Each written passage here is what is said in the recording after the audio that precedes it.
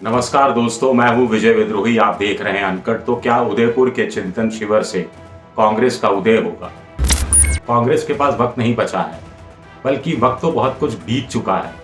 कुल मिलाकर कांग्रेस के लिए करो या मरो की स्थिति है। ताबड़तोड़ फैसले लेने की स्थिति है। चर्चा करना, मंथन करना, चिंतन करना, ये दौर निकल चुका, ये समय निकल चुका। अब तो फैसले लेने हैं, ताबड़तोड़ फैसले लेने हैं और उन फैसलों पर ताबड़तोड़ अंदाज में, हमलावर अंदाज में अमल भी करना। इस समय कांग्रेस विपक्ष में है। कांग्रेस को ये बात समझ जानी चाहिए। लंबे समय तक वो विपक्ष में रही है, लंबे समय तक और भी रह सकती है अगर उसने सही फैसले समय पर नहीं लिए। ये भी कांग्रेस को समझ जाना चाहिए। और विपक्ष में रहते हुए किसी पार्टी को क्या करना चाहिए, ये कांग्रेस को बीजेपी से सीखना चाहिए, केजरीवाल से सीखना चाहिए। कांग्रेस को क्या करना चाहिए ताकि वो अमित शाह, नरेंद्र मोदी, अरविंद केजरीवाल जैसे नेताओं का तोड़ निकाल सके। ये बात भी कांग्रेस को अमित शाह, नरेंद्र मोदी और केजरीवाल की नीति, रणनीति, नारा, नेता, इन सब पहलुओं को एक बार पढ़ ले, देख ले, वीडियो देख ले, उसी से समझ जाए। अगर आप नरेंद्र मोदी के भाषण के वीडियो देख लें लगातार, तो आप बहुत कुछ समझ जाएंगे कि आपको क्या बोलना चाहिए, किस तरह से बोलना चाहिए। तो आपके पास बड़े आदर्श उदाहरण है, 8-10 साल से उदाहरण है, लेकिन आप उनको फॉलो नहीं कर पा रहे। आपको फॉलो भी नहीं करना, उनसे सीखना है। या तो उन जैसा हो जाना है या उनका तोड़ निकालना है। ना तो आप उन जैसे हो पा रहे हो, ना तोड़ निकाल पा रहे हो, तो फिर आप विपक्ष में रहकर कर क्या रहे हो? आज की तारीख में महंगाई और बेरोजगारी, ये दो बड़े ऐसे मुद्दे हैं जो मोदी सरकार ने प्लेट में सजाकर कांग्रेस के सामने रख दिए हैं, पूरे विपक्ष के सामने रख दिए। और ये मुद्दे खत्म भी नहीं होने वाले। 2024 का आते आते और ज्यादा बढ़ जाने वाले। महंगाई कम नहीं होने वाली, बढ़ने वाली है। ये बात खुद रिजर्व बैंक कह चुका है, IMF कह चुका है। बेरोजगारी घटने वाली नहीं है, बढ़ने ही वाली है। ये बात खुद CMI से लेकर भारत सरकार का डाटा, ये तमाम चीजें सामने आ चुकी हैं। लेकिन आप इसका क्या फायदा उठा पा रहे हैं? आप ट्वीट कर रहे हैं, आपको ट्वीट करने चाहिए, ठीक है, आप कर रहे हैं। आप पुराने वीडियो निकाल रहे हैं जो मोदी जी या स्मृति ईरानी बोला करते थे, अच्छी बात है, आपको निकालने चाहिए और ज्यादा निकालने चाहिए। लेकिन क्या इतने भर से असर हो जाएगा? आप कह रहे हैं कि नहीं साहब, महंगाई के खिलाफ और बेरोजगारी के खिलाफ हम लोग सड़कों पर भी उतर रहे हैं। आप उतर रहे हैं, लेकिन गोदी मीडिया दिखाता नहीं है, आपका ये आरोप है। लेकिन क्या कोई बड़ा धरना, कोई स्ट्रेटेजी बना के धरना प्रदर्शन किया गया है? कोई दिन तय हुआ कि साहब इस दिन कांग्रेस के नेता देश में 100 जगह धरना प्रदर्शन करेंगे। सोनिया गांधी दिल्ली में होंगी, राहुल गांधी भोपाल में होंगे, प्रियंका गांधी लखनऊ में होगी,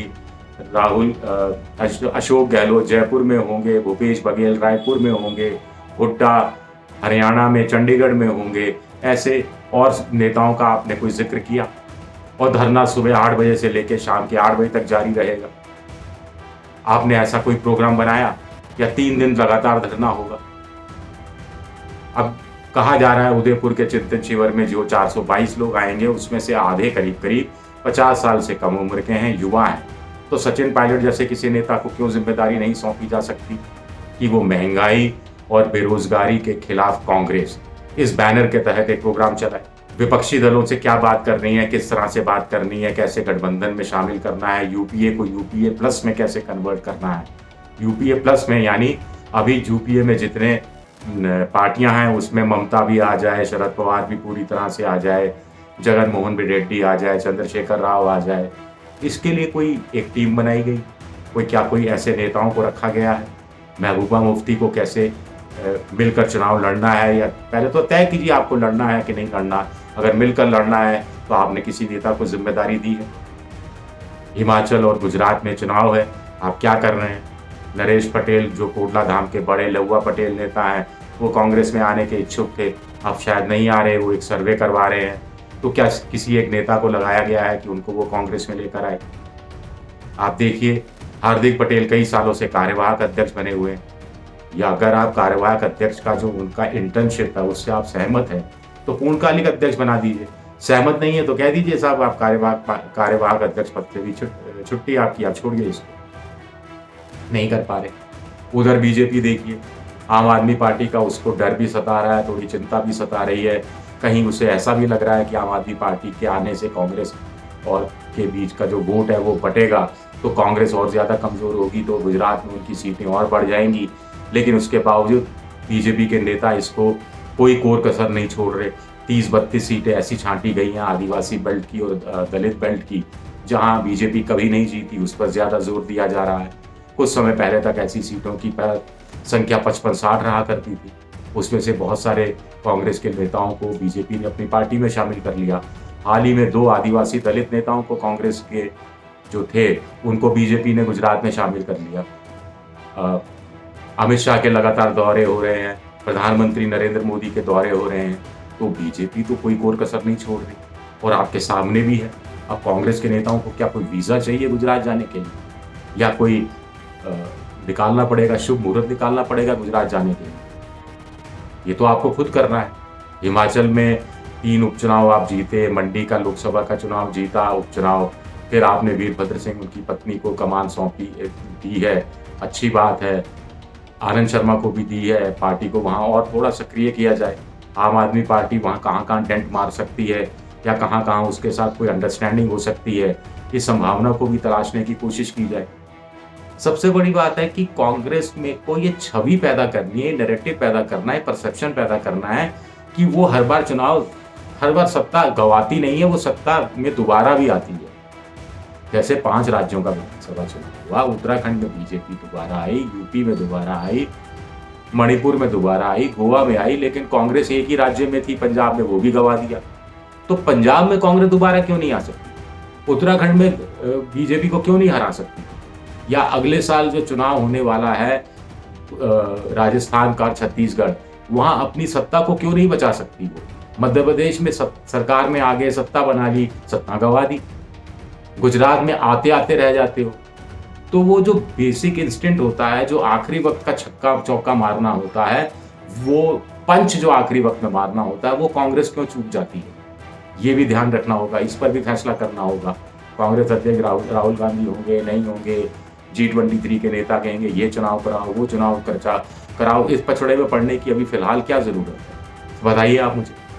जरूरत तो अगर कांग्रेस को लड़ना है, मजबूती से लड़ना है, तो कांग्रेस को एक तो जो विपक्षी पार्टी के नाते उस पर उस जिम्मेदारी को वहन करना है, नेताओं को जिम्मेदारी देनी है, जवाबदेही नेताओं की तय करनी है। जो अगर आप जिम्मेदारी नहीं निभा सकते तो आप खाली करो, दूसरे के लिए जगह छोड़ो, दूसरा आएगा, दूसरा हो सकता है नए आइडिया के साथ आए। बदलाव हमेशा अच्छे के लिए होता है। और उदयपुर के चिंतन शिविर से कांग्रेस जितने चिंतित नहीं होंगे, या उस पर चिंतन करने को लेकर जितने सीरियस नहीं होंगे, उतना तो मुझे लगता है कि बीजेपी होगी। बीजेपी भी चाह रही है कि कांग्रेस थोड़ी मजबूत बने, थोड़ा उसको टक्कर देने की स्थिति में थोड़ा बहुत आए, ताकि रीजनल पार्टियों का उभार नहीं हो पाए। विकल्प, मोदी का विकल्प कांग्रेस, या मोदी का विकल्प एक जगह ममता, एक जगह जगन मोहन रेड्डी, एक जगह चंद्रशेखर राव, एक जगह उद्धव ठाकरे, एक जगह केजरीवाल, फिर केजरीवाल का थोड़ा बहुत विस्तार फैलाव, तो एक जगह मान लीजिए तेजस्वी यादव, एक जगह मान लीजिए अखिलेश यादव। बीजेपी भी ऐसा नहीं चाहती, और कांग्रेस तो कतई नहीं चाहती। कांग्रेस तो अपनी स्पेस खोती जा रही है। विपक्षी पार्टी के नाते भी जो स्पेस उसको पूरी मिलनी चाहिए थी, वो भी उसने खो दी है। कांग्रेस को यह भी तय करना है कि किन राज्यों में उसे जोर लगाना है और किस राज्यों में बिल्कुल भी जोर नहीं लगाना है। अब ये कौन तय करेगा?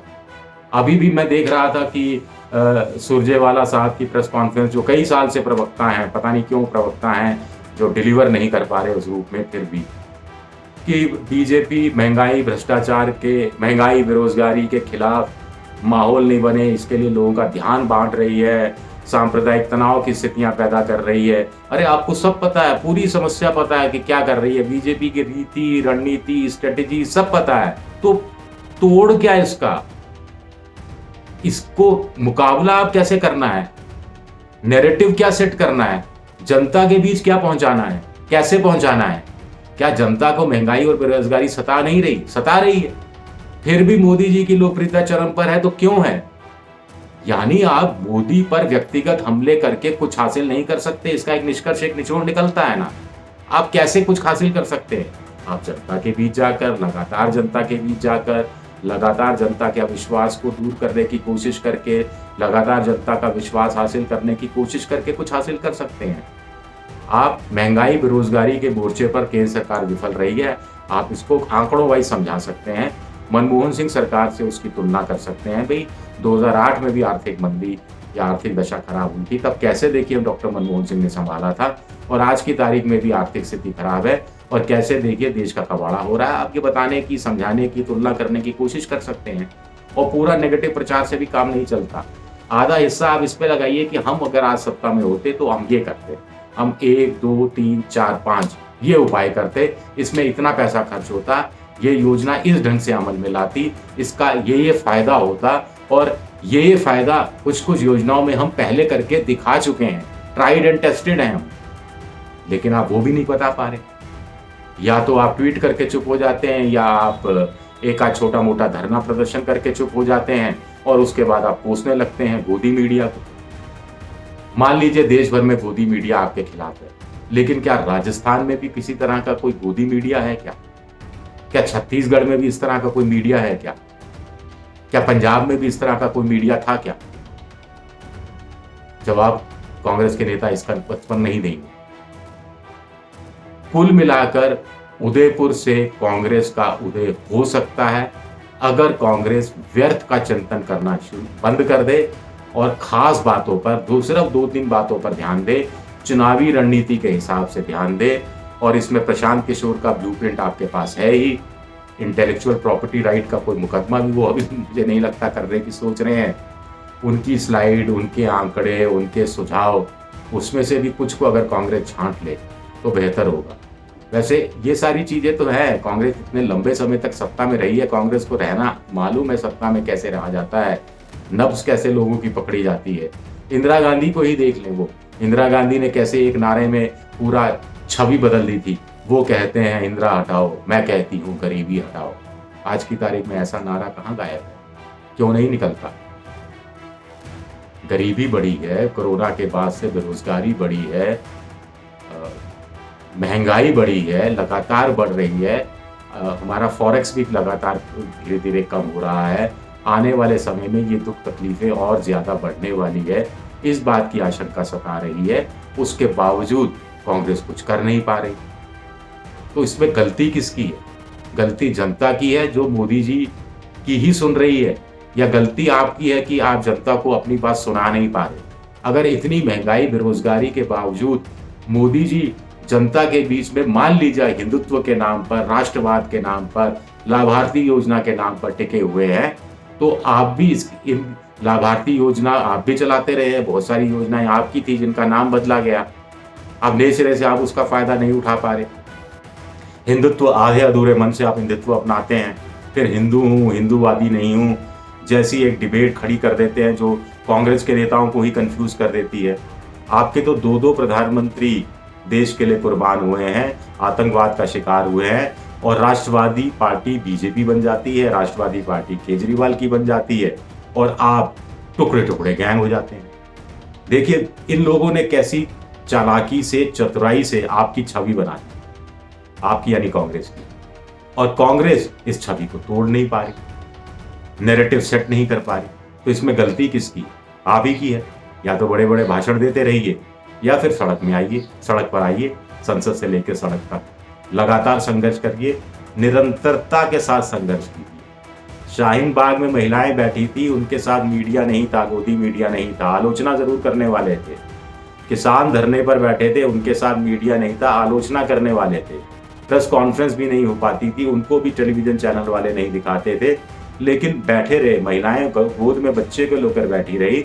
किसान परिवार की महिलाएं पंजाब से, हरियाणा से, यूपी से आ गई और लंगर का काम संभाल लिया, और अपने संघर्ष को लगातार बढ़ाया, लगातार अपनी उपस्थिति दर्ज कराते रहे सुबह से लेकर शाम तक, और माहौल बनाया। और शाहीन बाग के मुद्दे पर महिलाएं जीती।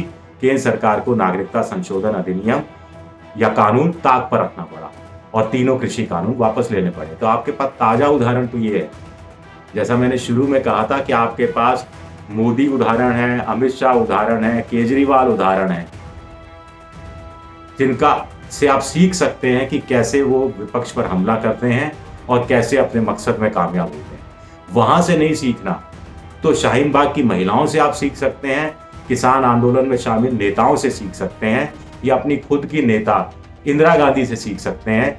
जब 1977 से लेकर 1980 तक वो सत्ता में नहीं थी, बाहर थी, इमरजेंसी का भयंकर कलंक उन पर लग चुका था, तब कैसे उन्होंने वापसी करके दिखाई थी सिर्फ 3 साल।